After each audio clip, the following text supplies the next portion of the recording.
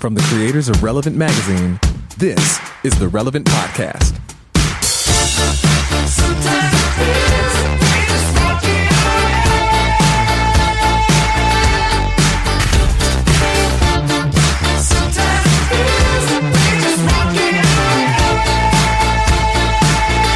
It's Friday, June 29th, 2018, and it's the Relevant Podcast. I'm your host, Cameron Strang, and here with me in our Orlando studio on the ones and twos, our illustrious producer, Chandler Strang, my brother. I was kind of looking around. Man, like, it's an all-Skype episode.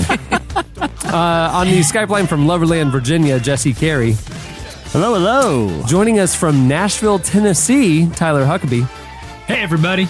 And joining us still from Toronto, Canada, they won't let her leave, Annie F. Downs. Good morning, gents. Cameron, you didn't call me an extraordinaire, so... I'm more concerned about the fact you're stuck in Canada. But. Right. I'm concerned about the diplomatic situation. You caused an international incident. They found out someone associated with our podcast is there, and you're not getting They won't let me out. What's the story, Annie? I didn't even know. I didn't know you were, like, stuck up there. Is there a problem with your green card? Per usual, yeah. The last probably 4 flights I've had have all had me stuck in my location for significantly longer than I planned to be. It has caused me to rage like you have not seen your Annie F. rage before. Here's what's going on, I think. I've seen Born Identity, and what you need is a lot of different identities for all of your different, to get across the border, because one doesn't cut it. You need like wrong. 10 in a lockbox with a secret password and an eye like scanning that scans your eyeball to get into. Yeah. You need one of those in Toronto, in China, everywhere you go across the globe. And you're right. I don't mean to mansplain this to you. You're a well-traveled woman, but it does sound like this is an issue. Like this is one of those embarrassing one passport kind of stories. A classic blunder. Tyler, it's nice for you to deflect. And listen, I don't want to get political, and I don't want to start the show off on that foot. But, there's a lot of talk about these tariffs that are going around. I didn't understand them. Admittedly, they're very complicated. We're in a trade war with our neighbor to the north. Right. The podcast tariff has gone into place. We didn't know to record someone in Canadian borders is now tariffed. It's tariffed, okay?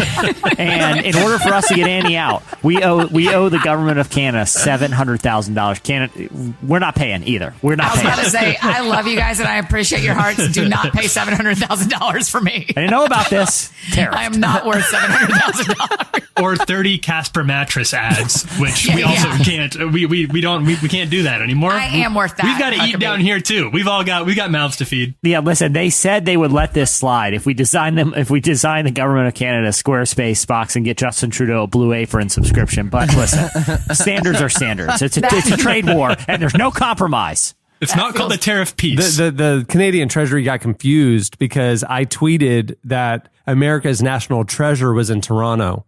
And they're like, well, we're locking it down. And now Annie's stuck up there. Let me tell you something about the art of the deal here, okay? I am the art of the deal, apparently. You've been once, and suddenly you're the sucker. And we're not going to be suckers again.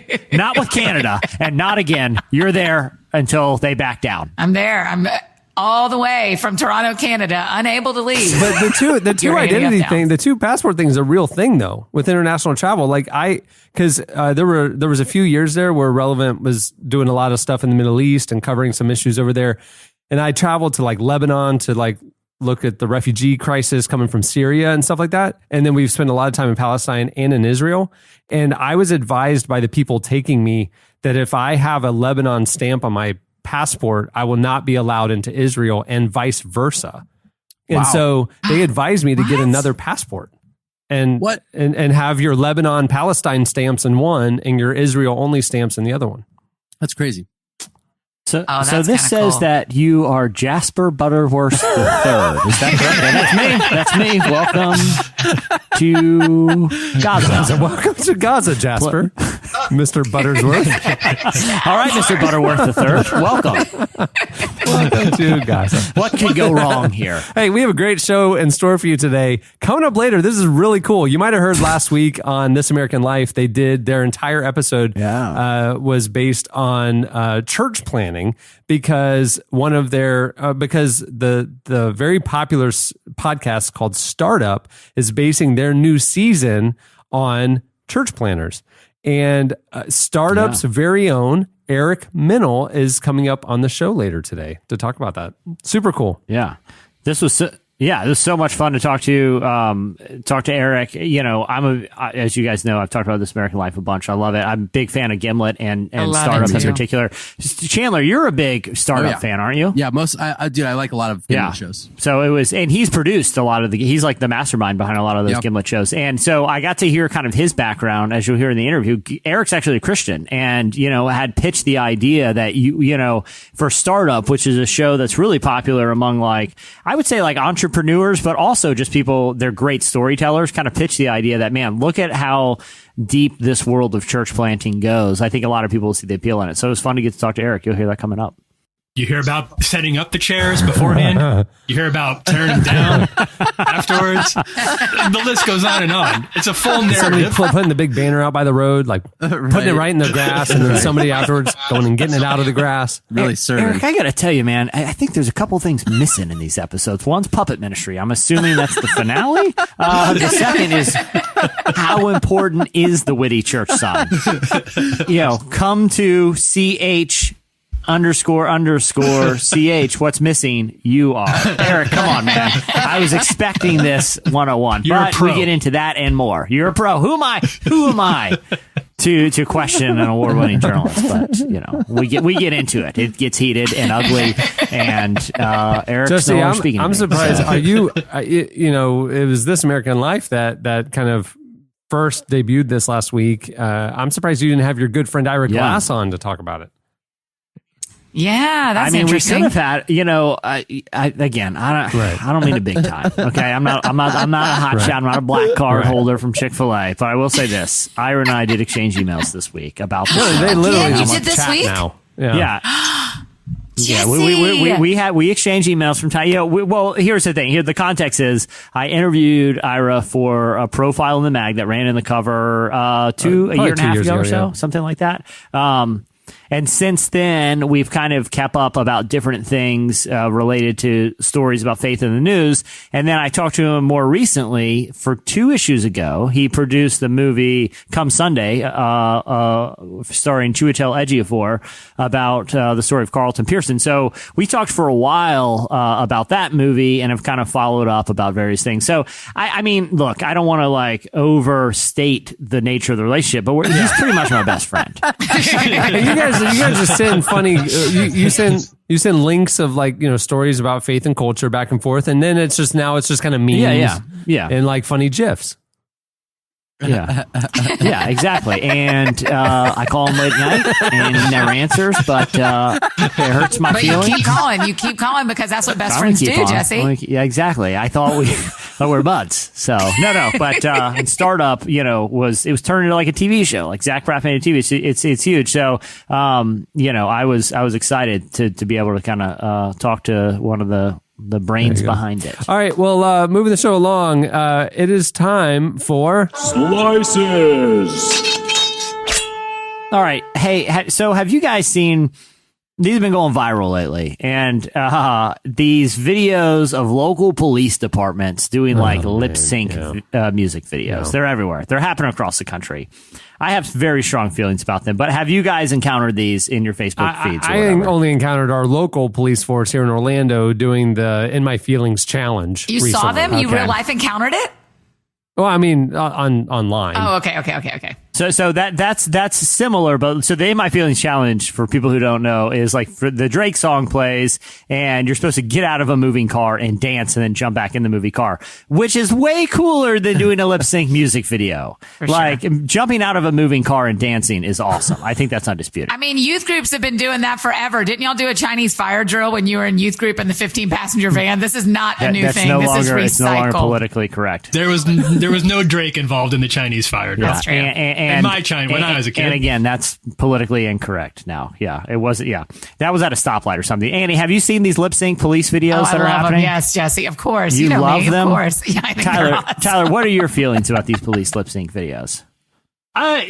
We don't need to get into that. I feel like, well, my local station did one. They did like a Bruno Mars song, and that one like went like nationally viral. Like and so these things are happening where basically one police department will challenge another one to do a music video where all the officers are like lip syncing a pop song. I mean, it's good natured fun. Here's my issue with them in general. It's like I have nothing against lip sync music videos, but there's like the one of the ones I saw, it like had a note that said this was recorded over our lunch break. There's like 100 officers involved with choreographed dancing. If there's like a Stanley Kubrick tracking shot that lasts half the video. Okay, like there's no way that's one take, and you had to hire some sort of choreographer. Listen, don't tell me that was recorded over your lunch break. That's patronizing. No, I know my tax dollars paid for your music video. Okay. Right. That's my issue with these. Okay. Is that I'm not asking. You're very flustered about this. You're very impassioned. I am. Yeah, you really have feelings about this. I am. I appreciate what they do. Preserve law and order, to serve and protect. What part of serve and protect involves making a Bruno Mars video? Okay. Like, Again, maybe I'm just a curmudgeon about it. Maybe it's just the a libertarian check on the boundaries of, how they're appropriating my tax dollars. But one has been particularly, controversial. This one comes out of a police department in Texas. It's a small town, and they did a lip sync video. And I will say this, I'm opposed to this video for a lot of reasons. Mainly, it's so corny, and the production value is terrible. That's what you hate about it. Yeah, that's what I hate about it. So most of these, like, you sent it to me, Jesse. You targeted me. You spammed me with this video on our workplace. Speaking of using work time, this was not over a lunch break. You sent this to me in our inter-office and communications. I said, watch this immediately. You'll love it. So this police department is doing the lip sync music video to the song "God's Not Dead." Like the new, I think Daniel Basha, our good buddy, wrote it, but it's the Newsboys version of "God's Not Dead." Now, the great thing about these other ones is like there's a sense of self-awareness and irony, like they're doing corny dance moves and stuff. This throughout, okay, they're lip syncing the song at numerous times. These police officers are like raising their hands in fake worship. Okay, like they're lip syncing the song. They also like it zooms in on a sticker on the police car. It says "In God We Trust." A sign on like an old church building that they're singing in front that says "For God's Glory." So they made this "God's Not Dead" music video. There's a couple wrinkles to this story. For sure. Second of all, of course, our good friends at PureFlix thought this was awesome. PureFlix is the studio behind the "God's Not Dead" trilogy, which gets its name from this song. And the song is prominently featured in the first film. The first film is like a Russian nesting doll situation. There's a lot going on here. So the first "God's Not Dead" film is only like 45 minutes long, and to fill the last 15 minutes to make sure it's over an hour to be feature length, they go to a Newsboys concert where they play this song like 3 times, "God's Not Dead," and the main characters dance and cheer for victory over Professor Kevin Sorbo. Wait, you've seen it? You watched it? That was what I was just thinking too, Cameron. We'll talk about this another time. We've riffed on this many times on the Relevant's website. We the year this came out, because I can't remember time. Spoiler alert, but I think Kevin Sorbo's character dies at the end of the movie. He does perish, but not before he accepts Jesus. Of course, deathbed confession of the atheist professor. And we suggested we did a listicle what to go to your harvest party as, and it was atheist zombie Kevin Sorbo was our top choice. Right behind the rock monsters from the Noah movie. It was rock monsters. I actually remember very clearly Jesse's caption for it was, in life he molded young minds, in death he will eat them. Oh my God. Some fine work. I'm glad it stuck with you for all these years. Right? It was like 3 years ago. I remember it. It was perfect. So anyway, Pureflix. Where were we? They are good friends. Pureflix, they were so excited about this that literally, like, the small town in Texas only has like 100 people. It's Crandall is the police department. They were so excited that they gave all the members of the town, of the citizenry of Crandall, free Pureflix subscriptions so that they can go watch God's Not Dead, because they're so excited about this police lip sync video. It's a good time had by all, except for the Freedom from Religion Foundation, which has demanded that the Crandall Police Department take the video down. I'm going to read a little bit from their statement. They said that the Supreme Court has long held that the Establishment Clause mandates government neutrality between religion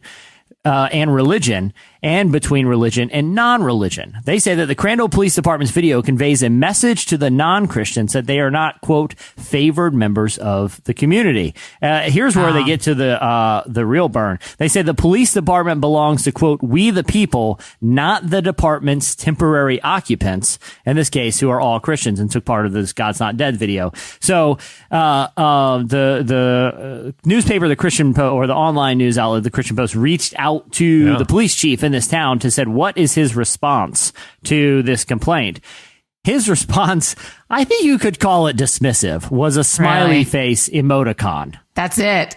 Of course. He was like, we're going to bait those secularists. They're going to come after us and they can't do nothing. But leave it, okay. The cultural Marxists, they have no sway. But leave it to Christian culture warriors to ruin something like police department lip sync videos. Like, this isn't a religious issue. Like, it doesn't have to be. But they made one overtly religious, presumably with money paid for by the taxpayers of Crandall, Texas, to overtly promote their religion. So much so that a Christian company is coming in and giving the citizenry free Christian products. It does seem like a violation of the Establishment Clause. My thing isn't so much the constitutionality with it. It is just so corny. It is so, like, the video is just really cheeseball. My hot take coming out of it here, with if it comes down to Pureflix versus the Freedom from Religion Foundation, this is Alien versus Predator, man. Whoever wins, we win. Last man standing. Freedom from religion. Kind of jerk atheists sometimes. I'll be honest. They got a point. I'm not arguing with the point. They're kind of jerks about stuff. You have them against Pureflix. Last man standing. They win. They get Texas. If we're lucky, they take each other out, and everybody's happier for it. Like I always feel so conflicted when I hear this, because, like, you're right, they're kind of jerk atheists, whatever, but they kind of have a point. You know, it's like, I mean, as Christians, I mean, these guys as individuals were clearly Christians, so as individuals doing that, great, sharing your faith, do whatever you want to do. But as public government officials, if they were residents in that town and the police force happened to be Muslim or Jewish and they did something reflecting their religion as police officers, they wouldn't be okay with that. And so it's like, you know, I kind of feel like the Bible talks pretty clearly about doing unto others as you'd have them do unto you, and loving others first. And I don't know that it's a good witness. You know what I mean? It's just like... And the smiley face emoticon would suggest to me that they're not grappling with the nuances of that at all. Like, there's a way to respond to what this group is saying, to these concerns, and say, we hear you, we're aware of this. This is just a video, man. This is just a lip sync video. And I think the other thing too is, what's the intention, right? Whose is the person that's like, man, I walked away from the faith because I was really hurt by the church, and now I have a real issue believing in God. But you know what? I saw the Crandall Police Department lip sync God's Not Dead, and it undid all of that hurt, and I'm coming back to God. Thankfully, I saw it. It doesn't serve any purpose, right? Like, no one's seen that and deciding, I'm going to commit my life to Jesus Christ because of that music video. But don't you feel, this may be too deep of a rabbit hole for us to go down, but I feel that way about a lot of things. There is no rabbit hole Christian. too deep, Annie. There is no rabbit hole too deep for us to go down. Okay. Yeah. If holes are real things, where's Eddie when we need him? Yeah, I just wonder if when you're saying all that, Jesse, I just think, how many things do we do in I am with you. No one is watching that video and returning to their faith. So full stop. Part two, I think that's true about a lot of things we do, but there has to be there's a cumulative thing that happens in people's hearts when they experience God over and over. that puts together all sorts of little things and God uses them. I have to believe that's true because Christians do so much stupid stuff that God's got to use it somehow, right? Am I off on this? Y'all can tell me I'm off on this. No, I mean, but I think some stuff is just, I mean, I don't know if every little thing, I don't know if faith is the accumulation of a tiny, of like a bunch of microscopic cultural interactions. I think faith a lot of times can be a road to Damascus type of thing. Yeah, but there are times when it's the 8 little conversations that you have, or that video sparks something in a conversation that sparks something in a person. Again, hear me clearly. That video is exactly what you said it is, but it just also, I also can't live in a world where we can't hope that kind of stuff does something to show people who God really is. So stepping back from it, somebody who's not a believer comes across an expression of somebody giving to a neighbor selflessly to show Christ's love in a tangible way. And then they see these people who are so passionate and proud of their faith that they want to sing this silly song online. And then they, come across another, and it's like, Marketing 101 says you have to do marketing and a marketing impression 7 times before anybody even notices it, right? They have to come across it 7 times before they even realize they've seen it. So you're right. Like these little things add up, and maybe the impression is like, I want to believe in something so much that I would do something like that. That's not, I'm not disputing that. God can use anything. I think the issue is in uniform, officially representing the government of that town, saying this is our religion. I mean, that's actually then where it gets shady. I can hear that. I can hear that. Yeah, because at what point what point do those little interactions actually hurt the cause of leading to something? If they're like, well, they're just antagonizing atheists here. You know what I mean? Like they're dismissing legitimate legal concerns. The atheists are jerks, but those Christians are jerks too. I don't want to be part of either one of those. That would be the I hear risk. you. Yeah. Especially when, and I think there is a real issue here that for so many people, the law enforcement represents still something that has caused a lot of harm to different communities. And that's not to say that all cops are part of that, or all cops are to blame for that, or that all cops are bad. But there is sort of a confusing, if we're going to talk about the message of branding, there is a confusing message there. And I think it would do a lot more good for the cause of Christ for police officers who are Christians to seek real justice, to apologize for some of the things that have happened among the police community, and to show a real dedication to systemic justice in their communities than a music video or a song like this. All right, what do you have, Tyler? Okay, well, we're going international. We're going over to the island nation of Japan, to a little city in Japan called Iga. Iga is facing Japan is actually, I don't know if you guys are aware of this, Japan is having sort of a boom economic season right now. The unemployment is extremely low at just over 2% in Japan. Crime is really low. Things are going pretty well in Japan right now, but they are facing one very serious. They're facing one very serious problem. Thanks to tariffs. I'm grateful to Business Insider for facing that, and we're going to dig into a little bit of how the city is addressing this issue. This city of Iga is about 280 miles from Tokyo. It's in a very rural. It's very small. It's in a rural town, but it is the birthplace of the cultural birthplace of the ninja. And so they're the one that are right now sounding the alarm in Japan that there are not enough ninjas anymore. So this is like in the U.S., there's a crisis that there are not enough doctors coming into the pipeline, and doctors are aging out. We're going to have a crisis of medical care that there's not going to be enough healthcare workers. That'd be bad. I mean, that's a problem. You're saying in Japan, they're sounding the alarm. There's a crisis. Not enough ninjas. Let's get into it a little bit. Okay, hold on. Can I ask a question real quick, Tyler? I want you to get into it. But I saw this headline going around. The salary of a ninja. Yeah. It was very respectable. It's on my bullet point. I'm mad that this article didn't pass in front of my eyes already. I want to know what y'all are doing on the internet that's making me not see a lack of ninja news piece. Oh, I've got a Google alert for ninjas. Okay. I'm very dialed in to the ninja cultural happenings. Annie, there's a thing called the black web. They've found actually a thing called the maroon web, and you just don't want to know about it. I'm deep in the ninja dark web. It is. It's a weird place. And this is a direct quote. Iga is according to the Planet Money co-host who they just did an episode on this, facing a shortage of two key things: stuff to sell and people to buy stuff, because there's just not a lot of people there anymore. So they're trying to fix this by really leaning into their cultural heritage as the birthplace of the ninja. And they're doing this both through tourism, which makes sense, but also by trying to recruit more ninjas to the cause. So much. They say that they hold a ninja festival in late April that lasts to the beginning of May. Aware. During this period, visitors and also local people come. Everybody will be dressed like ninjas at these festivals, and they walk around and enjoy themselves. But the mayor says that he feels like that's just not enough, and they need to get down to the real problem, which is that they don't have enough actual ninjas anymore. How much? So if you move to Iga, Japan, and you apply, you go to ninja school, and you get your degree. You get your degree in ninja. A little bit of a ninja school.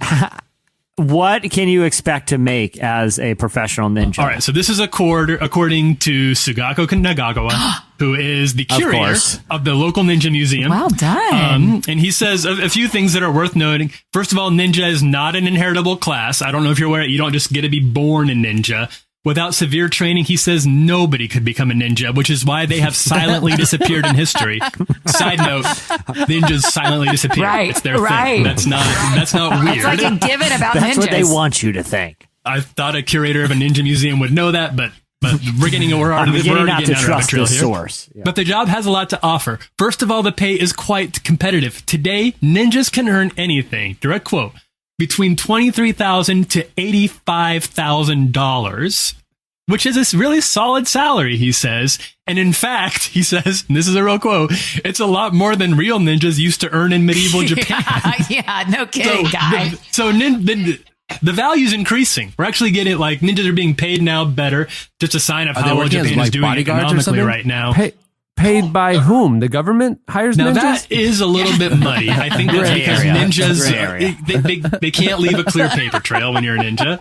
Where the money comes from, you're better off not knowing. It's pillaging. It's pure pillaging. So the salary range is just how good of a ninja are you? How much money can you sneakily take? And I would imagine your targets, ninjas are obviously assassins, so the higher the contract that you get, the more you're able to make out with. Yeah. You take out somebody like me, that's a $23,000 job. That's not that hard. I hate to say it. I am trying to up my pay a little bit. For some reason, I've learned about this in my life.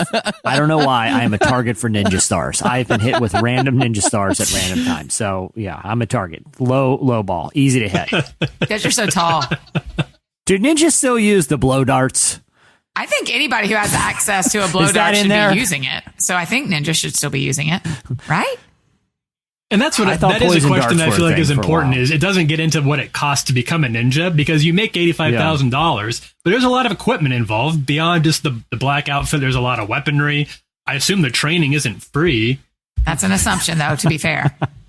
I'm just the whole ninja economy. I'm trying to figure out who's funding the schools, who's paying the salaries. Well, that's an easy one. If you need a ninja, you pay them. It's privatized. Private security. So this is like a under the radar thing, like kind of like when you hire a hitman, or are you saying this is like private security, like for a celebrity needing a bodyguard? Let me ask you this: if you were like Taylor Swift, okay, and you need bodyguards, would you want to hire some hunk in a black t-shirt and jeans, or would you like to walk down the street peacefully, quietly by yourself, knowing that ninjas are lurking in the shadows, prepared to defend you? 1,000% I want a ninja. As far as you can tell, you don't have a bodyguard. So you lure in the stalkers. They think like, easy get. Bodyguard must be taking a rest day, take a little bathroom break. Then boom, ninja star, back of the skull. You're down. And all of a sudden, Mr. Creepball Stalker's getting choked with a nunchuck. Thanks, ninja. Yeah. And based on the samurai movies I've seen, they come out, they've got the ninja sword in hands, boom, it goes right through. At first, it doesn't look like anything happened, like they totally missed them. And then their body slowly slides in half. That's the ninja way. It's weird because they actually look at you while they're sliding. Well played, ninja. And that's the last words they said. What happened to me? Boom. Dead. I thought we had a real strict don't talk about chopping people in half. Hey, Tyler, that was a really good. Slice.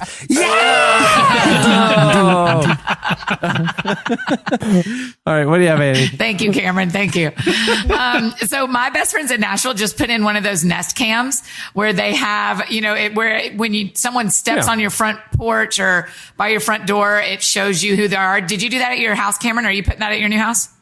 Yeah, I have a couple. Mm-hmm. Okay, so I do not at my house, but my friends have it. And it's been really funny because when I will get to the door, I always give them a warning on text now.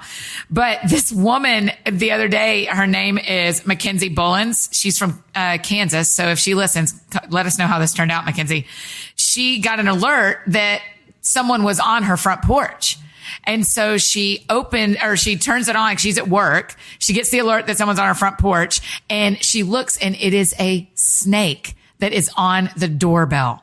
And so the video is of the snake looking straight into the camera and he just keeps squirming around the doorbell. And so it just keeps going off on her watch. Like the alerts don't stop because he keeps showing up and which is so terrifying. And so finally she posted the video. She took a screenshot of the video and posted it on her Facebook and asked one of her neighbors to go over. She was like, can anybody go over and take care of this snake that is on my video camera? Cause it keeps setting off the alarm. And someone did. One of her neighbors went and took care of it. But I think that is terrifying. Yeah. Well, I feel like if I had like a Nest doorbell, cause these are basically cameras that shoot outside your house. I would either become obsessed with it all the time and start putting really expensive looking packages on the door to bait criminals in, and do a little vigilante or bait justice. Snakes. Yeah, or make it a big cool snake trap. Either one of those. Yeah. No, but I that's why I wouldn't have one because I would always be tempted to do that, to catch the neighborhood riffraff. Cameron, you have a Nest, right? And you have one in your backyard too, right? I have a few of them. Yeah, I have one inside the living room, front door, and then back patio. Do you inside the living room? So you can always watch what's happening in your living room? Uh-huh. Yeah, you can put as many as you want. Anything. Well, I mean, security reasons. Like if I'm not there, it'll tell me it sees somebody. Oh, okay. I don't have a security system. I just have the cameras. You have the 3 cameras. And so is it the same as my friends that it alerts you as soon as someone's standing on the porch? Yeah, you can. So it can get to know faces. So if it's people who have been there or friends or people who are supposed to be there, you can just say approve the person and then it won't alert you anymore. Oh. But the other day I was on a trip. I was out of town and Cohen was at the house and went in the living room and it alerted me that there was somebody in the living room and I watched and I was in Montana actually. And you can turn on the mic. Hilarious. Oh. And I'd never done this before. And so I was like, what are you doing? And you should have seen him freeze. It was really funny. Yeah. And then we just talked for a while and I was like, I'll just call you. It's 1,000 little interactions. I invite atheists over and I get on the mic. I'm like, God's not dead. He is surely alive. Oh my God. Who is that? Who is that? Who is that? Cameron has a lot of security measures in his house. We talked about this in the past, but, his new house has a study with a large fireplace and whiskey decanters and things. And he has a lot of very, cool old paintings. But if you look real closely, the eye holes are poked out and often Cameron will just stand there while guests are in. It's the perfect way to surveil your home. This was actually going viral when she was posting this online saying, someone go to my house and take care of a snake. And people were watching the snake cam, essentially. That's fun. Okay. Anywhere you go in this town, outside, inside, up and down the downtown streets by the honky tonks, people were talking about the snake on the doorbell. Well, here's the thing. When you see the video, it's literally the snake is looking into the doorbell and moving away. And I'm not a snake here. And then it looks back and it's this is everyone's nightmare. I'm going to the door and there's a large, here's the thing. Your depth perception's totally off. That could be a 12-foot boa or it could be a 6-inch guard snake. You don't know. All he knows is he's taunting you. He's sending a message. Yes. He knows there's a camera there and he's just going to go off camera and slowly slide on, take a nice little look, letting you know he's there. A snake. It's so creepy. The video is so terrifying. Living in Florida, snakes are as common as weeds, so I don't know. But do the snakes ring your doorbell? No, they do not. No, but the other day I had an alert ring your doorbell. There was activity in my backyard, and I looked at the little video, and an animal had fallen off of my roof, and then I saw the animal fall down and then scamper away off into the woods. I don't know. So Do you have it on your watch too, Cameron? Does it tell you on your watch, like this girl from Kansas? Yeah. And you can actually see the video on your watch, or does that just tell you to open your phone? Well, it's a screenshot. So it'll screenshot the video onto your watch, and then you go onto your phone to watch the live video. And you can like scroll back and see. Get it. Yeah, it's actually pretty neat. I mean, security. I don't have all that technology, but I did hire a ninja. I'm paying $84,000, and he just hangs out all day. So far, he hasn't. I'm not. To be honest, I don't even know if he ever showed up for work the first day, and I shouldn't know either. He should be in the shadows. If I don't see him, that means he's doing his job, and I'm just going to assume I'm not getting ripped off. All I know is I'm sending a large amount of cash to an address, and I'm assuming I'm getting ninja services. The best part is you never have to know. I'm assuming burglars attempt to breach my home nightly, and the ninja's just taking them out, and I sleep well because of that. So thank you, ninja. I'm assuming you're not stealing my money. So, all right, that'll do it. It's an investment. My homeowner's insurance has gone way down, knowing there's a ninja on patrol. So, in real talk, it's a serious liability. They don't want you having a ninja at your house, but nonetheless, I'm sleeping well at night. All right, that'll do it for Slices. Stay tuned. Up next, Eric Mennel joins us. Said that she was gonna show me things, open my eyes beyond my wildest dreams. There's a whole new game out there for me to play, but that's not what she had in mind for me that day. She took my arm and the southern girl ran away. If you could interview God, why do I deserve your special attention? Don't you? what would you ask? So what do I tell the people who say you don't exist? Tell them the world they see is just that, and sometimes that's just the way it looks. Starring Academy Award nominee David Strathairn and Brenton Thwaites. We try to be good people, try to please you, and we need some answers. And where did you go? Do you have any idea how that feels? An interview with God. Don't miss this exclusive event in cinemas nationwide for 3 nights only. August 20th, 21st, and 22nd. For tickets and more information, visit fathomevents.com. Left me howling like a wandering stray, pretty lady of the rich. I didn't bring my brain to a pile of words. You're listening to LNC. The song is Swift Taylor. See what they did there? Not Taylor Swift. At the beginning of the podcast, you heard St. Lucia with Walking Away. Well, on this season of the hit podcast Startup, host Eric Mennel investigates the world of church planning and shows the challenges, tensions, and opportunities facing young pastors and how entrepreneurs of all kinds can learn from them. Especially like where to put the flag in the yard by the road. Yeah, and remember, it's you leave out the U and the R, so it's you are. Right. You're missing. and how many cups to have for the coffee bar in the lobby. Oh, man. Church planning jokes. Keep them coming. A lot of people, I can't tell you how many revivals have been sparked by a witty church sign. And how many, to and when you're down at the Kinko's, how many welcome home banners to get printed? Yeah. Welcome home banners. You need one by the front door. You need one by the road. There's a lot of ins and outs. How many roads go by You the need church? one in the sanctuary on the left and the back so they can see it. Yeah. We recently spoke with Eric about the show, his own faith journey, and what surprised him most about documenting the founding of a new church. Here is Eric Mennel.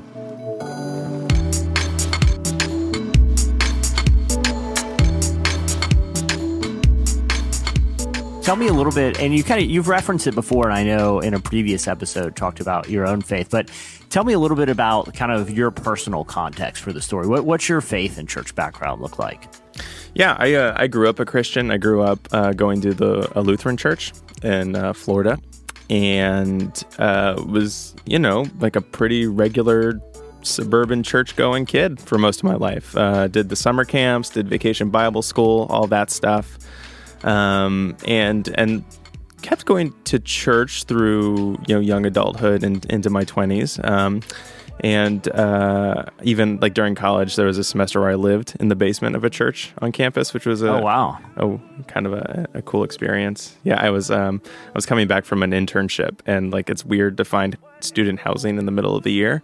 But the Lutheran church on campus had like an apartment below the church that was vacant. So I wound up living there for a semester. Good vibes. Oh, very cool. Good vibes living under a church. I mean, I guess some people would find it very creepy, actually, but I thought it was good vibes. So. Yeah, and I'm sure you get like exposed to sort of like the inner workings after hours of what it takes to keep a church functioning. Yeah. I mean, totally. Even part of like the really mundane stuff. Part of having the reduced rent of living in a church also meant I did yard work. Like someone's got to do the yard work. So yeah. When you mentioned you guys at Startup were kind of circling the idea for a while, but what was your pitch of like, no, this could be a season of kind of showing what goes into church planting? What was that kind of pitch like? I mean, with any story on Startup, so much of it is about the people at the center of it. Like a story, it can, like on the radio in particular, I think a story is only going to be as good as your characters. And so, it was a big process of like looking for people who could fulfill what are kind of the typical mandates of a startup story, which is someone who has like a big desire, a big motivation to do something. They're trying it for the first time, and there are obstacles to them achieving it, right? I think that's sort of the typical fare of a startup story. The church planting model kind of fits that rubric nicely, and that there are people who have a really big mission. It's not necessarily profit driven the way a typical startup story is, but it is driven by something big and as many would view it, noble, and wanting to hopefully do something big and maybe even good in the world. And from there, it's just like a process of like finding an actual character or several characters who can kind of fulfill that mandate. How did you go about finding AJ? He seems like such a compelling figure, but he doesn't seem like the type that's out there looking for exposure. AJ was not looking for exposure. That is true. He was stumbling on AJ was a bit of a happy accident. So I called a lot of pastors. I called a lot of church planting networks and people who are sort of at the nexus of helping launch new churches, and did interviews with dozens of pastors, trying to find someone who felt like they were at an interesting moment, like they knew they needed to grow, or they had like an interesting challenge approaching. They were just at an interesting moment in their development. I got connected to AJ through the Acts 29 network. I called Doug Logan, who is he is the head of diversity at Acts 29, if I'm not mistaken, and he is leading this initiative called Church in Hard Places. The idea here in the U.S. and the idea is that they're trying to launch churches, to plant churches in places that the network and many other networks haven't tried to plant churches before. Places like Camden, New Jersey, Germantown, Philadelphia, Delaware. There's one in Wilmington, Delaware, parts of Baltimore. So inner city churches, largely minority driven. That seemed like a compelling story in and of itself. And then I talked to Doug, and he hooked me up with a bunch of pastors who were launching these kinds of churches. And ultimately, AJ was both like interested in the story and willing to talk with us. And he and Restoration Church, that's the church he leads in Philadelphia, are just like in an interesting moment in their development in terms of what they need and what they need to achieve in the next year. So all the pieces kind of just fell into place there. It's interesting. You were a guest on This American Life this past week, and kind of leading into the parts of the first episode of Startup to kind of introduce the audience. You and Ira Glass sort of discussed how similar it is planting a church to, what a lot of like Silicon Valley startups will go through, looking for investors and, creating a business plan. For people that haven't heard that, real quick, what are some ways that planning a church is similar to what a Silicon Valley startup would go through? I mean, I think there are so many things, from the language of it to the process of it to the books they read.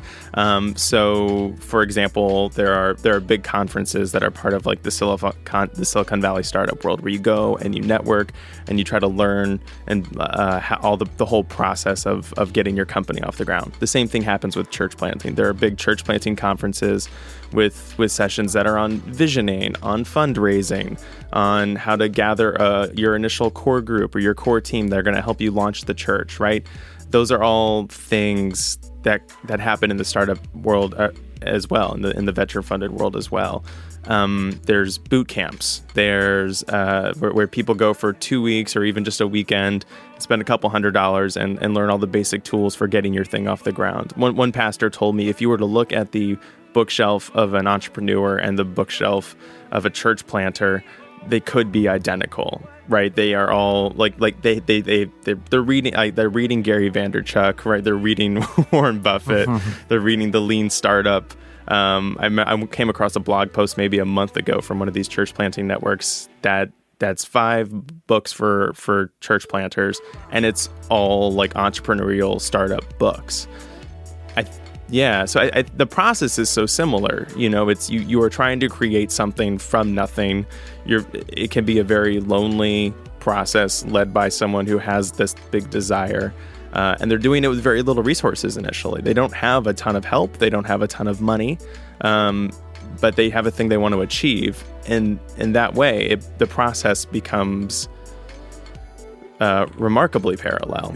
Throughout the series, there's kind of, at least from what I've heard, there's discussions about like the kingdom ROI and these different sort of like success metrics that are, growth and which it obviously is totally understandable when you're trying to create sort of a new institution.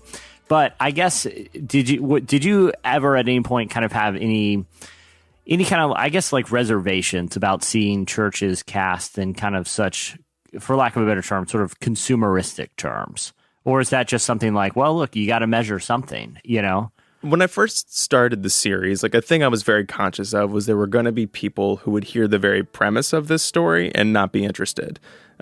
Because I think a lot of coverage of American religion that kind of breaks through to people is about churches that that have some like questionable financial dealings or do things that I think people find a little sketchy. And I know that doing a church business story was going to push those buttons a little bit for people. When I thought about church planting, though, specifically, and these smaller churches that are planting, I don't think I had any reservation in talking about how much it is like a small business or starting a business because, and I think a lot of pastors would say this as well,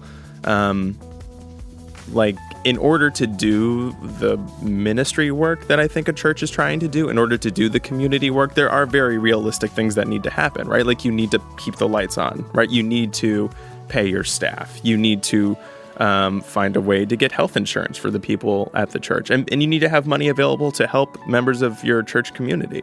In order to do that stuff, like you have to have people coming to the church. In order to get people to come to the church, you have to market. You have to, you have to create like cool logos and find a way to get people to come.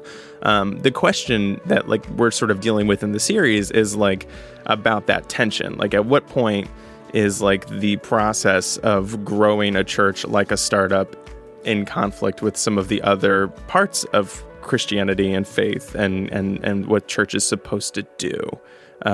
They work in concert with each other, I think. And that's part of why I was interested in the story. From your experience with doing this story and following AJ and this particular church, are you relatively convinced that this is an effective way to impact a community and do ministry in a way that is really reaching people in a way that's positive? I think it depends on the community, and I think it depends on your like definition of the word positive. There's like studies that show that when more people are going to church, the people who go to church give more money to charity, for example, right? So even if you don't view evangelicalism and the bringing of people to the Christian faith as an inherently positive thing, like most people would say, like giving money to charity can be like a very good thing, right? So like there's ways in which you can say more people going to church can lead to more good in society. But there's other people who would like disagree with that entirely. So I don't want to say like I don't want to get too bogged down in what's like positive about it. But in terms of like its effectiveness as a model for growing the church, I think it does very much depend on the community like church planting has been very effective in certain types of neighborhoods, in the suburbs and more affluent neighborhoods. It's showing to be more difficult in inner city neighborhoods and in places that don't have like a readily available income base, where people can't donate as much money. And so in terms of like growing the church, I think it's harder in some communities than it is in others. But also there are people who would argue that those communities and where it is hard to grow, those are the places where the church might be most needed from their perspective. And so it's like complicated in terms of like what's good and what's effective. Yeah. I mean, in terms of just like church attendance, I think that's how this movement started in a lot of ways, was trying just to stop people from leaving the church. Yeah. There is, I think, some evidence to show that church planting has stopped the like drop in attendance among evangelical churches. It's not growing. Attendance in evangelical churches isn't growing, but it's not shrinking at the rate that most other churches are. Yeah. So that's something in terms of that there's at least like maybe a correlation there. Yeah. And I mean, early on in this, it might be, I think it's just in that first episode where, AJ, and I forgot the original pastor that he was planting the church with. Watson. Yeah. They kind of, it was interesting because they sort of came in with like this idealistic in a positive way, but like maybe we can do it differently. Maybe we won't have a building, or ours will be all about sort of community outreach in positive ways. But it was interesting that they saw it didn't really work for them. That these models that have been created are created for a reason, in a way. That it was they had tried something different, but it seemed to almost fail out of the gate. Yeah, I mean, what they were ultimately doing was trying to disrupt a model of disruption, right? They're sort of second tier church planting. Like church planting came in to disrupt the way church was done, and it's become its own sort of institution in a way. Like it's been around for 20 or 30 years, and it's developed its own practices, its own baggage in some ways. In your from doing this story, what do you think sets apart church plants that end up being successful and grow and ones that end up fizzling out? It's, I think there's like a number of factors. I think place is one of them, and where you're located. I think the leadership is part of it. The people who study this stuff say that there's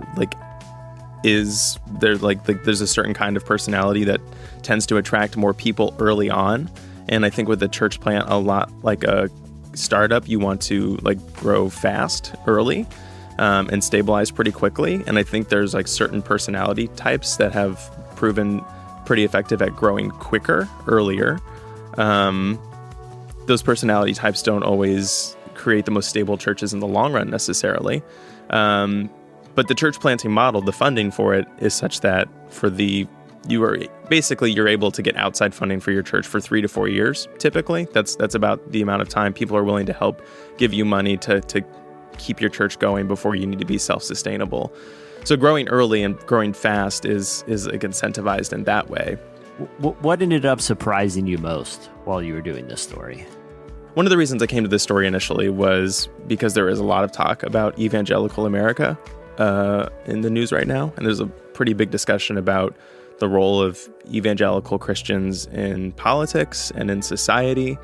And I was pretty interested, like having grown up in the church, like I knew this, and I think a lot of people who grew up in the Christian church know that it's like a very nuanced, diverse place. Yeah. And that it's like a lot more complicated than a lot of the polls might suggest. And I was pretty interested in trying to find like a way to look at that a little more, and just like to meet people, like different people who identify as evangelicals but maybe don't quite fit the typical mold of what most people think of as an evangelical.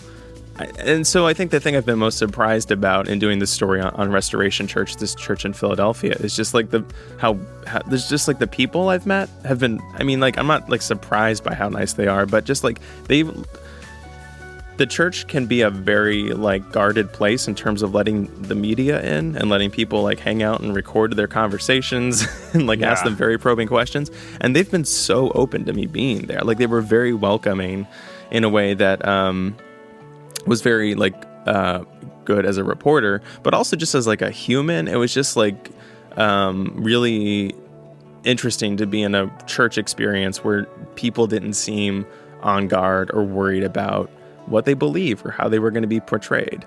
That was like a really interesting experience. The people, meeting the people and spending the time I've gotten to them has been sort of the thing I've been most excited about.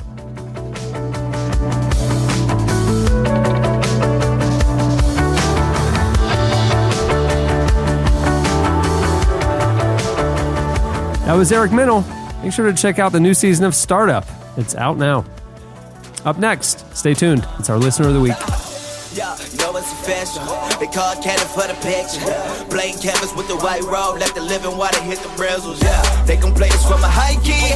Let the choir take a stand. Church mothers with the Martin Luther King face waving on the fan. Whoa. Say they heard it all before. They heard it all before. Yeah. Question who they over the door, but what they you look for? Yeah. But never mind, don't mind me. Yeah, I know I probably got them all in. Yeah, but I ain't gonna stop, keep following. Ay, big dog, yeah, Christ to the King. Yeah. Ay. Spirit of the living God, Spirit of the living God, we only want to hear your voice. We're hanging on every word. You're listening to The Sound, featuring Canon, Angie Rose, and Vertical Worship. The song is Spirit of the Living God. Okay, it is time for our Listener of the Week. Annie's highlight of every episode is our For listener. real. Oh, is it? Our Listener of the Week. Oh, she hates all the love parts where you talk, Tyler. She's just like biding her time. The low light is when you're here, Huckabee. The highlight is whoever the Listener of the Week is. Well, That's right. I made, I'm a great I, addition. Tyler, You I know made a it's not joke true. on Wednesday that she got visibly uncomfortable for. She does not like either of us speaking. You know, I think it's people like our friend Cody that's on the line. Well, our Y'all Listener of the are Week this liars. week is Cody Jensen. Jesse, you want to read the 3 facts that caught your eyes about Cody, and then we'll introduce him on the show. Did I ever? And let this be a lesson to people writing in. These are the kind of facts I'm looking for, okay? All 3 of these are fantastic. The stories better be great, Cody. You set the bar extremely high. Fact one, and I'll read them first, Cody, then we'll get into them. 1, Cody is a retired ventriloquist. He also won first place in puppetry at the Fine Arts. I can't wait. That's the Assemblies of God thing we were joking about the other day. Cody, so you have a little bit of intrigue here. You also have a thrilling one. This is thrilling. He once fell off a 30-foot water slide tower at a water park and survived. Wow. Wow. Cody, you're a survivor. And I'm assuming that led to the end of his ventriloquist career. I can't imagine he didn't land hands To be first. determined. And finally, this is the one. I'm curious about all of these. Yeah. He once, for some reason, hung out with Dennis Rodman for 12 hours. And once again, he survived that as well as the water slide. So, Cody, welcome to the show. Cody Jensen. Hello, shalom. Shalom. Wow. Oh, good intro, Cody. Cody, where are you calling us from, man? In New York City. New York City. What do you do there in New York City, Cody Jensen? I am a YouTuber and podcaster. Really? I was going to say, you're using a good mic, so... Yeah. A colleague. Yes, a colleague. That's exactly right. We have a colleague on the show. Or have you infiltrated your competitor right now? If so, brilliantly done, friend. Yeah, well done, Cody. Okay, I am fascinated that you make enough money YouTubing and podcasting to live in New York City. Talk to us about the economics of your business model. Oh my God. I did really well when I lived in Oklahoma, and now I'm living off of savings. Oh. Attaboy. There you Doing go. what in Oklahoma? He's an oil Your man. honesty is oil man respectable. in Oklahoma. Yeah, he used to go by Tex. My wife and I, we are vloggers, so we just vlog in New York City. We have a podcast we do every week. So that's kind of what we do. We moved here a year ago, but we lived in Oklahoma for our whole life. Before that's you so get into your cool. 3 interesting facts, what's your most watched YouTube video that you've produced right as of now? What was it about? We have a 300 square foot apartment, and we did a apartment tour of the space that we designed. And so right now it has 1.4 million views. Nice. Okay. 1.4 mil. That's a lot of people you're letting see your house there, Yes, bud. there has been a lot more people online that have been in my house than in person. So, yes. Well, very You cool. should probably keep it that way. Yep. Yeah. Well, that is very cool. It's almost as cool as the fact that you mentioned you have all this savings from a previous job, and it says here you're a retired ventriloquist. Tell me about that career and how lucrative it was. There's a lot of economic questions. Right, Well, we had the guy from Startup on the show, so we're thinking about the business of ventures. Yeah. So whenever I don't know why, but whenever I was a preteen, I got into puppetry and ventriloquism. I just dove headfirst into it, and I bought every single ventriloquist routine and book I could possibly find. And then for my birthday one year, my parents bought me a Howdy Doody ventriloquist doll. And from that point, I made some business cards. I started distributing them to every church I could possibly find. Ended up getting hired for actual paid gigs to do ventriloquism. Wow. And I incorporated, Jesse, you'll appreciate this, incorporated some close-up magic with that. And you won't appreciate this one, so also some clowning as well. So while you were doing ventriloquism, you were doing close-up magic? That's awesome. The dummy would go back into the box, and it would scream, don't put me in there, and then I'll get the magic tricks out. So. I love it. I love when the dummy screams. So you almost have what we call in the business, obviously, this is no surprise to you, the trifecta. Close-up magic, ventriloquism, triple threat. Unicycle. That was the name of my business. Unicycle. The trifecta. The triple threat. You're triple threat at that point. If you say that in party. So why did you walk away from ventriloquism? It sounded like you had a good gig going. We're not sure he totally walked away. It was going really well. But then I hit puberty and my voice changed a lot. And I was not able to do the voices as well. And also I got interested in a lot of other things other than talking to myself. So you were totally self-taught? You just did this in your bedroom after you got this Christmas present? Yep. Because I got a Charlie McCarthy doll one year, the ventriloquist doll, and I played. I never dabbled. told us that. I was 8. I dabbled. It didn't take. For you, it took. Oh, what I would pay. Do you still have? What's the proper nomenclature? It's not a dummy, right? What do you call? What do you call? I think it is a dummy. Yeah, it's a ventriloquist dummy. Yeah. Okay, so do you still have any dummies that you still keep? I have all of them. My parents have them all in their attic. Every one I had. Oh man. Well, I don't know why you're making videos about your apartment if you have a house full of dummies. An attic full of dummies. That's exactly right. That should be the tagline of our show. Full of ventriloquist dummies. It could be the key to my success. Yeah, you should do a tour of an attic full of dummies just staring at you. Like the found footage genre is huge on YouTube. Yeah. Jesse, ironically, every Wednesday and Friday, I'm surrounded by an attic full of dummies. Goodbye, everyone. No, okay. Cody, you once fell off of a 30-foot water slide tower at a water park and survived. That is everyone who's ever been to a water park's nightmare. What happened there, man? Well, I'm burying the lead a bit on that one because my parents actually own a water park. What? And so, what? You have the coolest life ever. You're a YouTuber in New York. I grew up at a water park. This didn't even crack your top 3 Dude, coolest he facts. has an attic full of dummies and his parents own a water park. Let me just pause this for a second. Yeah. Cody lives in New York City. Yeah. YouTube's professionally and podcasts professionally. Right. His parents blows through his savings water professionally. park barons. He used to be a professional ventriloquist and has an attic full of dummies somewhere.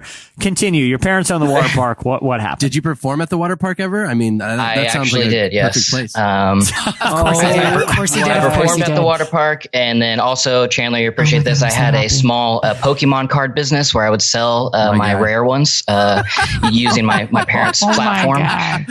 I love it. How did we get this lucky, you guys? How did we get this lucky? So did this accident happen at your parents' water park, or were you doing spy work at other water parks? Oh, it happened at your parents. Yeah, they didn't own it before this accident. But your parents owning a water park and you're there all day, every day, every summer. Is it like you've seen how the sausage is made and you're not enamored with it anymore, or is it just as epic as we think? This is me and Jesse. This would be our dream. It is my dream. Jesse, you would love it. It was basically a land with no laws. And it was just me out there, no supervision, jumping off of everything I could possibly find into these pools, full access to the concession stand with whatever I wanted, fried everything for free. Sometimes I would just drink the nacho cheese just because I can. Why not? living the dream. Wow. And guess Love what? it. You're running beside the pool and no one's saying a word. You know, they That's say, right. "What? No, that's Cody. He gets to run." So how did you take It's like, this fall? hey, no running. It's like, do you know who my dad is? The prince of the Oh party. yeah.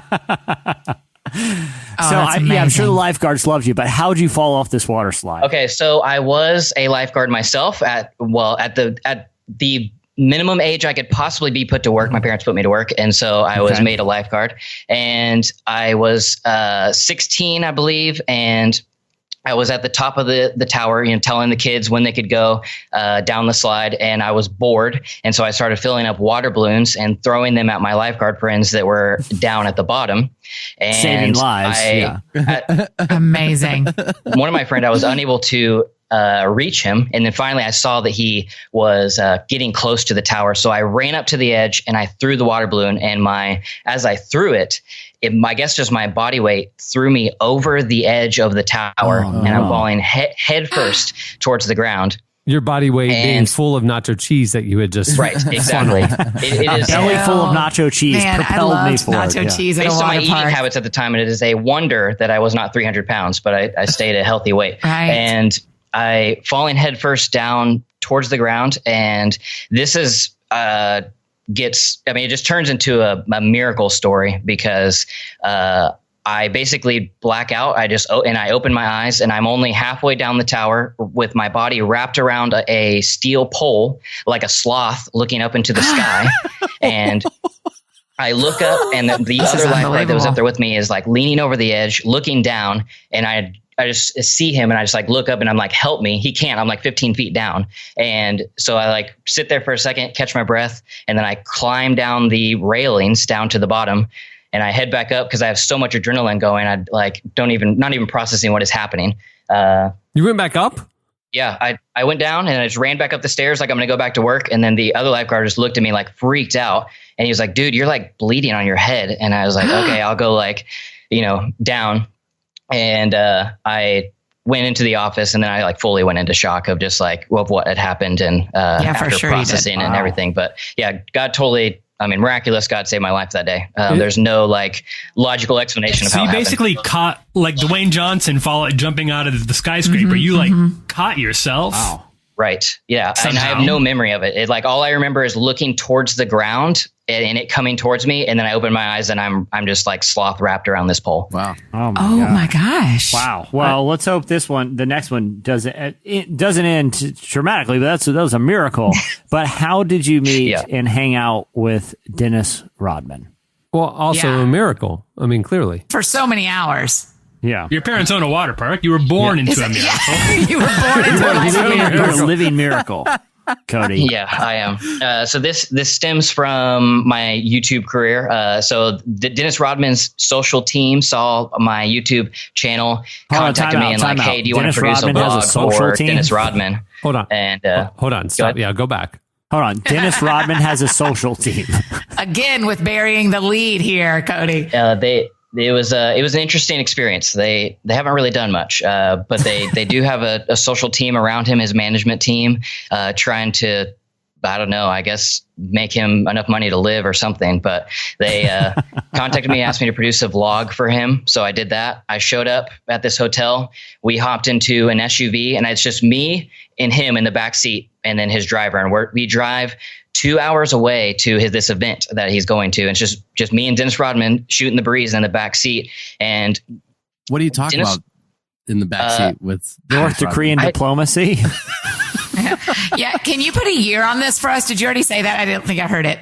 Yeah, that was this year, 2018. Oh, wow. You're talking. Okay. Oh, wow. Okay. So you're in the back of the SUV for a 2 hour drive. If you say you're shooting the breeze, what are you possibly talking to Dennis Rodman about? Right. Very awkwardly trying to think of things to say to this full-grown man who, to put it, I would say his mind is around a 13-year-old, and he is asking me, he's asking for my help with his iPad that he's trying to watch old 80s concerts on, and asking me to search for them because he's not for sure what to search for to actually watch these throwback concerts that he's wanting to see. I have so many theories on Dennis Rodman, and this is playing right into them. Okay, well, tell us one of those, Annie. I want to know one of your theories. I just think there's brain damage. I think there's some brain damage. I can concur. That we need to talk about. There's something going on that he makes decisions like this. Not riding in a car with you, Cody. You're a great guy. That seems like a rational thing to do, though. It doesn't seem irrational to watch 80s concerts videos. I've watched many 80s. I attended some. No. I'm talking about sitting in a car with another guy, a YouTube professional. And he just said it was like a 12-year-old's brain asking him to help with his iPad. I just think there's something we don't know. So let's say there's 2 hours of you working on the iPad. What else happens during the day? So we go to Atlantic City because he has an event to go to. He's basically been hired by the mayor of Atlantic City to come to an event and just be a face, there for people to like take pictures with. And Dennis Rodman is hating every single moment of it. And he is not scared to tell you that he hates every single moment of this. And he's doing it for money because he makes, tens of thousands of dollars just to show up. But he absolutely hates doing it. And does he make tens of thousands to show up? Because I've been to some of these things. I'm thinking they're getting a solid $500 and just Rodman needs. No, he's got to make way more than that. They flew him from California to come do this, and I don't remember the exact number, but it was tens of thousands that he was getting paid to do it. So we're talking Corey Asbury money, is what you're saying? Yeah, exactly. That Chick-fil-A money. That's right. That's right. Yeah. And so he's just hating life, but is he looking back at you as like, Cody, help me out here, dog? What's your relationship with him during this period? So a story that goes along with this that Chandler, I'm sorry, you may have to edit this out, but one of the other facts that I get from this is I never really played sports growing up. So I'm not really a sports guy. I never did the whole locker room thing in high school, all that type of stuff. So one of the facts that I get in my life now is I've only in person seen 3 my dad's, my own, and Dennis Rodman's. Oh my gosh! I don't care if this makes the show. I'm so glad I'm here for this. Go ahead. This is the best one. Oh my god! Even if it gets edited out, I'm here for them. That's what matters. I feel like I can't. Yeah. I mean, we're in too deep at this point. We're in the deep end of the pool right now.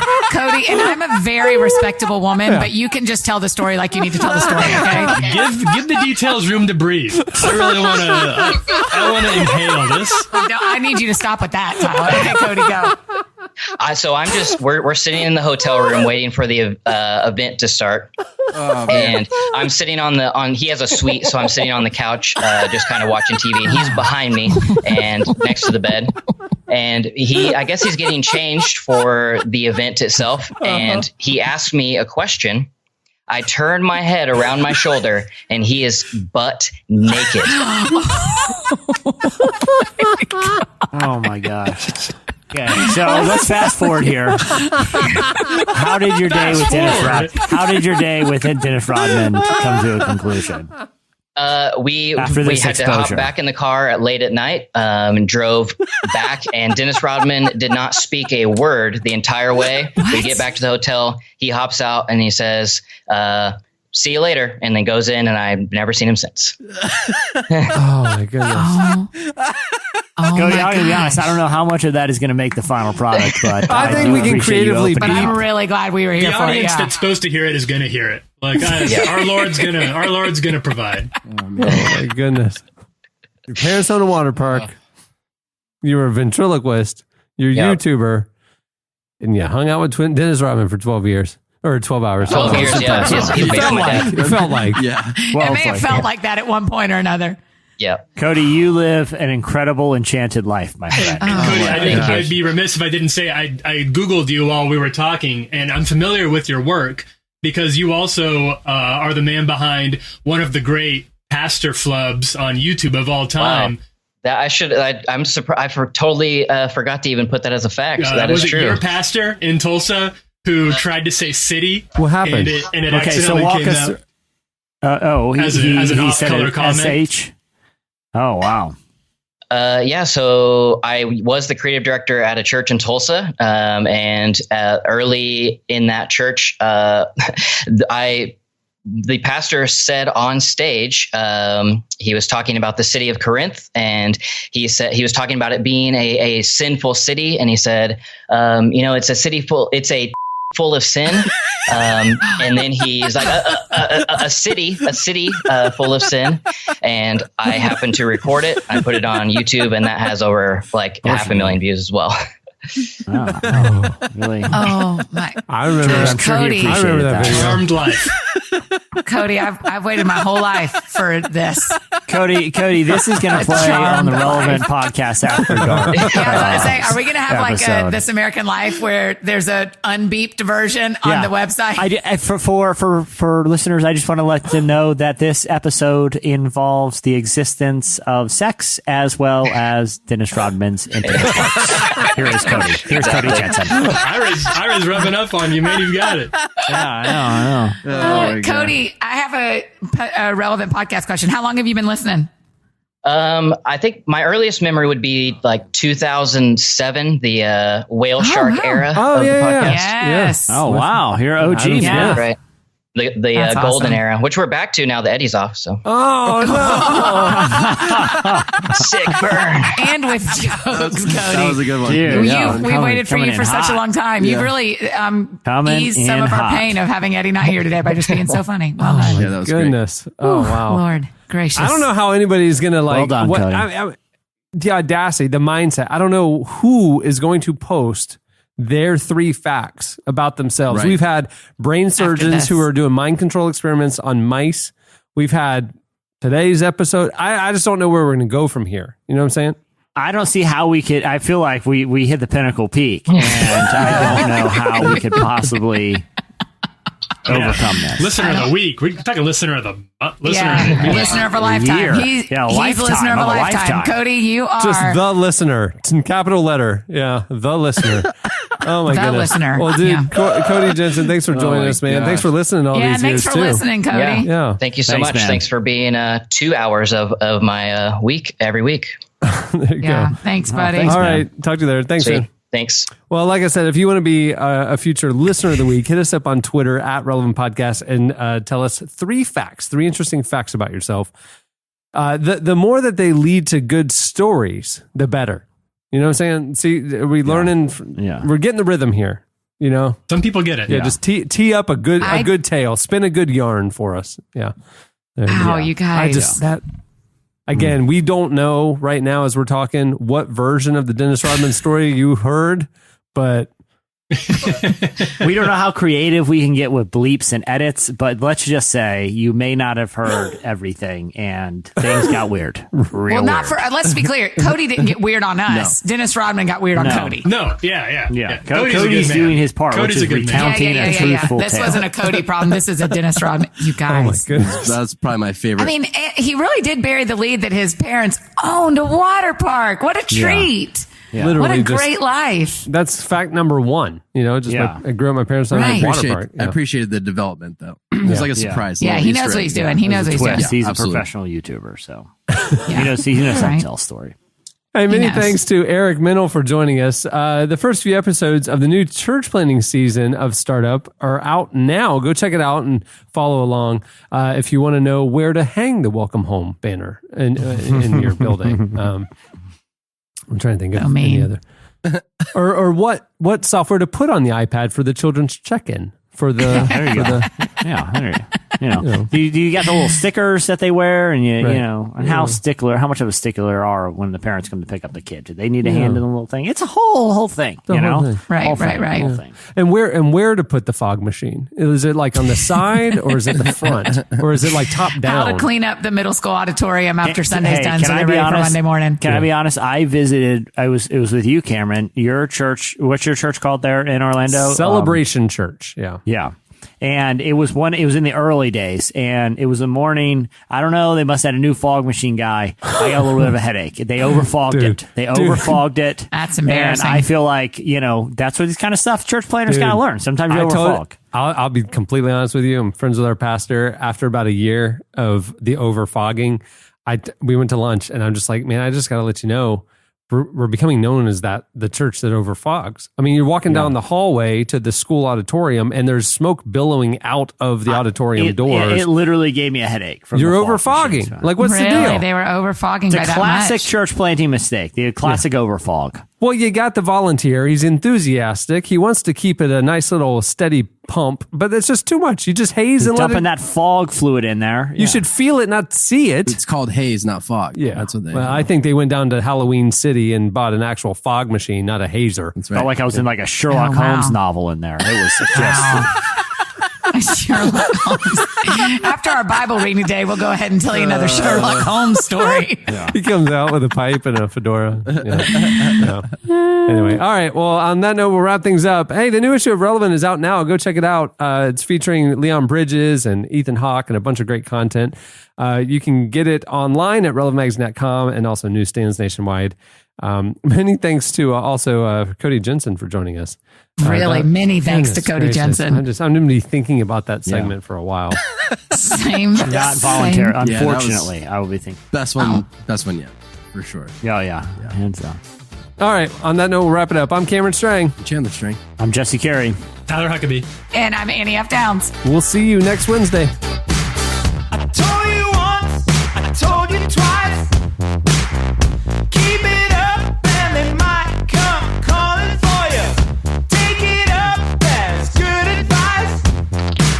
You only want now that they got everybody. Thank you for listening to the Relevant Podcast. If you like what you heard, be sure to leave us a review on iTunes. Check out other shows from the Relevant Podcast Network in the podcast section at relevantmagazine.com. And while you're there, browse exclusive podcast merchandise at our online store. Make sure to subscribe to Relevant Magazine. Info is available at relevantmagazine.com/subscribe. It's alright, 'cause the summer days are numbered. And one by one, two by four. Don't close the door when you're talking to a stranger.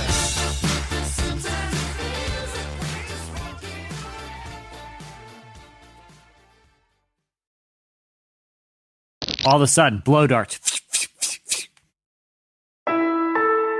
Relevant Podcast Network. Time is precious, and so are our pets. So time with our pets is extra precious. That's why we started Dutch.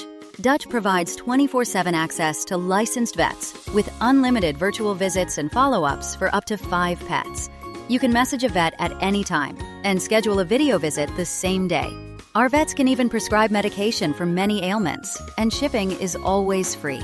With Dutch, you'll get more time with your pets and year-round peace of mind when it comes to their vet care. Go to Dutch.com to get vet care that is always there for just $92 a year.